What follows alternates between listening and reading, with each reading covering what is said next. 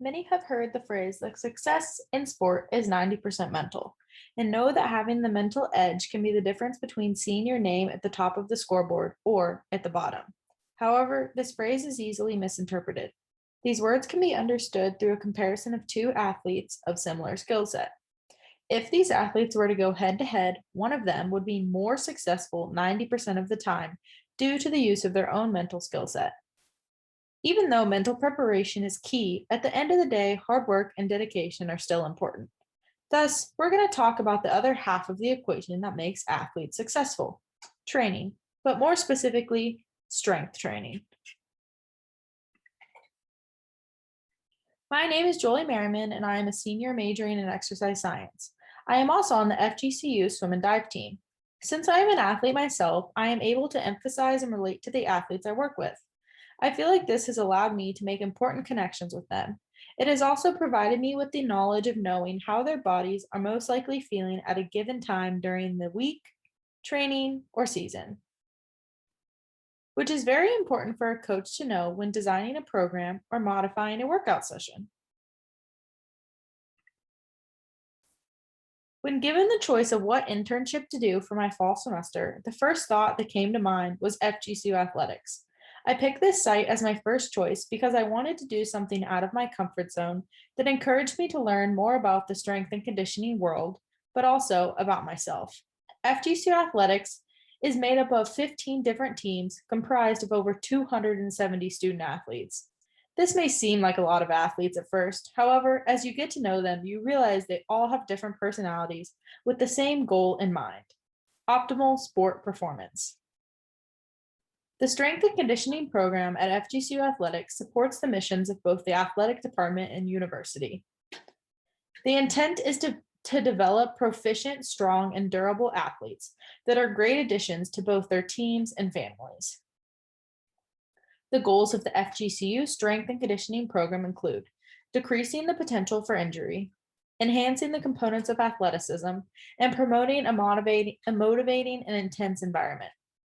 While being an intern with FGCU Athletics, you will be tasked with the responsibilities of assisting in the monitoring and implementation of strength and conditioning programs, completing various assignments, and participating in applied learning situations. Overall, you will gain NCAA Division I strength and conditioning experience while earning college credit and recommendations.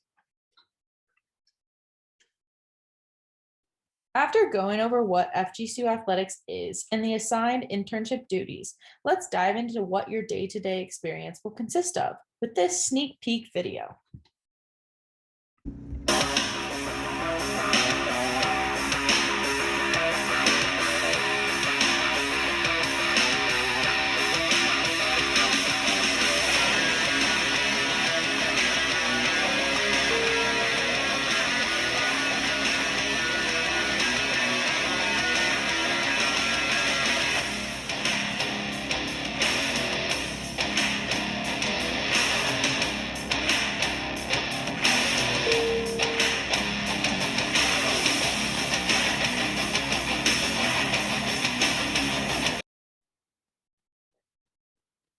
I hope this got you excited about potentially working with FGCU Athletics. While in the classroom setting, I have learned the importance of prepping the body for movement. The overall goals of a dynamic warm up are to get the joints moving, gradually increase heart rate, and activate muscles. The ideas behind this are to stress flexibility before movement and reinforce proper movement while preparing the body for performance. However, during my time with FGCU Athletics, I have learned far more about the idea and use of dynamic warm ups. Overall, from an athletic standpoint, I have learned that one's dynamic warm up should be roughly similar, whether that be for a strength and conditioning session, practice, or competition. The idea behind this is that the athlete's body becomes accustomed to the warm up and it allows them to always have something to fall back on. The number one factor separating the good from the great athletes is consistency. Thus, keeping warm ups consistent leaves little variability for game day. Here we have a video demonstration of a baseball athlete doing half of his dynamic warm-up. The goal of this warm-up is to prep him for his lift by activating muscles and performing movements in all planes of motion. that mimic the movements of the upcoming session.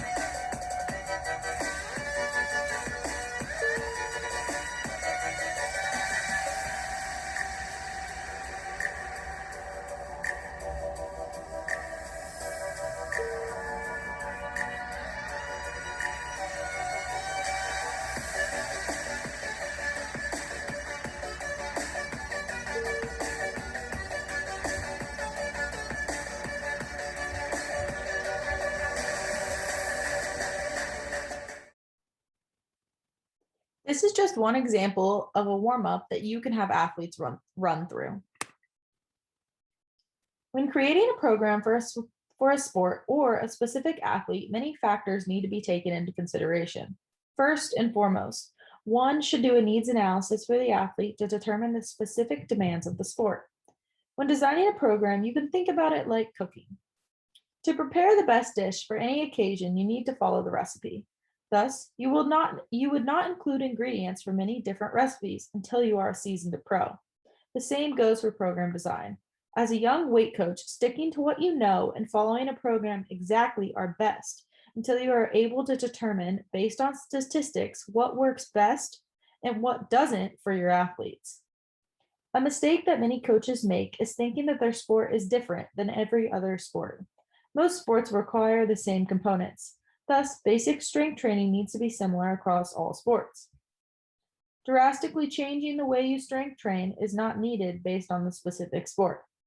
A properly designed program focuses on learning the basic patterns first, begins with simple body weight exercises, progresses from simple to complex movements, and uses the component of progressive resistance. From a more direct standpoint, the characteristics of a program include upper body push, upper body pull, a squat pattern, a hip hinge, core, and any additional unilateral exercises. The idea of periodization is then based off of this, the goals of the sport, and the specific season that the athlete is in. There are many different types of program design, including the high-low method, tier system, Texas method, Franco's modified West Side barbell, and many others. Here at FGCU, 2/3 of our strength coaches utilize the high-low method for program design. It is also the design that I personally follow. The tenets of the method include the general adaptation syndrome, or GAS, the SAID principle, which stands for specific adaptations to imposed demands, and progressive overload, which are the backbone to every other sports performance program. The high-low method is based off of the central nervous system. It alternates days of high intensity with days of low intensity. High intensity days are taxing on the central nervous system, while low intensity days are not. The intensity of each day and/or each exercise is categorized based on the rate of perceived exertion scale, or RPE for short. The goal of high intensity days are to progress the 5 patterns of movement talked about in the last slide as program design characteristics under load. On the other hand, the goal of low intensity days is high repetition patterning.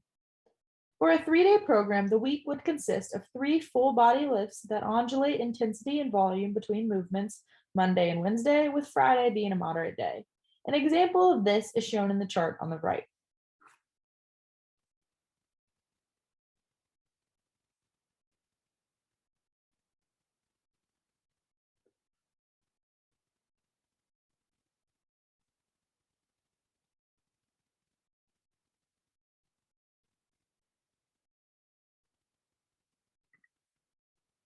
Here's an example of a 4-week program that I created for a preseason cross-country athlete. It consists of 3 full body lifts, with each one containing the 5 basic movement patterns. This was one of the first programs that I created. Now, after learning more through the internship, there is a lot I would change. I would first have the athletes stick to the same 5 or 6 exercises for 2 weeks to groove basic motor patterns during the preseason and to not overwhelm them with too many exercises. I would also switch up the order of my exercises with bigger muscle groups being worked first.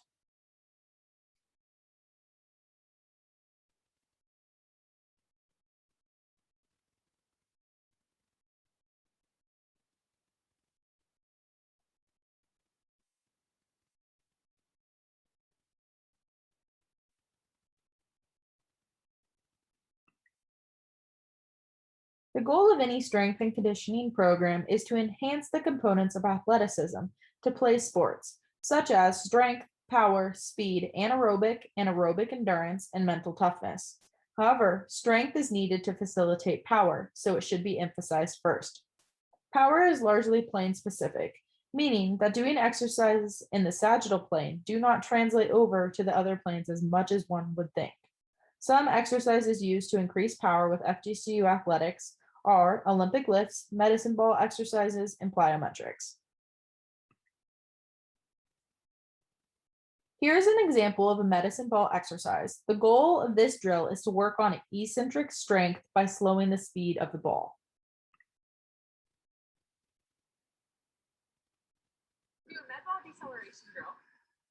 Okay. Yeah, it's called 2 fakes and a slant. So the fake meaning that you're gonna have the ball overhead, you're gonna have the same intent and everything form that you would doing a med ball slam, but you're gonna keep holding on to the ball. So it's gonna be here, down, fake, still holding on to the ball, here, down, fake, still holding on, and the last one, slam. Okay. So fake, fake, slam.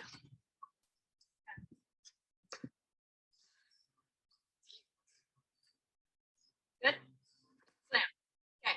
So you want to decelerate the ball as it comes down. It's the only thing you need to change. Good. Big slam. Amazing. One responsibility that I was tasked with during this semester was inputting the key performance indicator data, or KPI for short. A KPI is a measurable quality or skill that can be improved by both training and lifestyle choices. The Excel document that I inputted the data into formulated charts and graphs for each KPI entered. The algorithm for the Excel document also compared the athletes to their teammates and the rest of FGCU athletics. After the season is over, the sheet is printed out and handed to each athlete to show them their growth. An example of one of these sheets is pictured to the right. The top left corner consists of any background information, while the other 5 charts and graphs represent the KPI data. Overall, athletes are tested every day, thus a KPI data sheet is used to test the effectiveness of the program, not necessarily the athletes.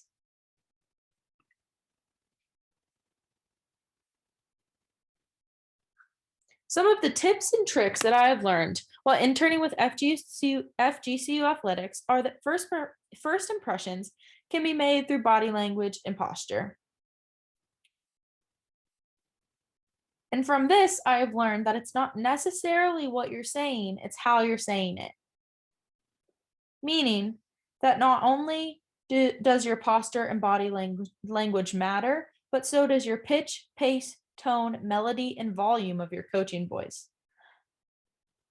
I have also learned that making connections is very important. The next 2 slides are filled with thoughts and advice from 2 Division I strength coaches. I first asked them the question, what advice would you give to young strength and conditioning interns?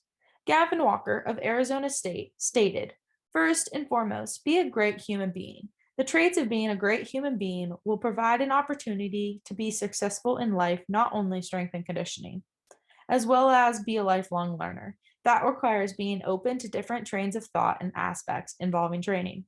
Reed Barnett of FGCU stated, learn as much as possible. Be on the floor no matter what team is working out.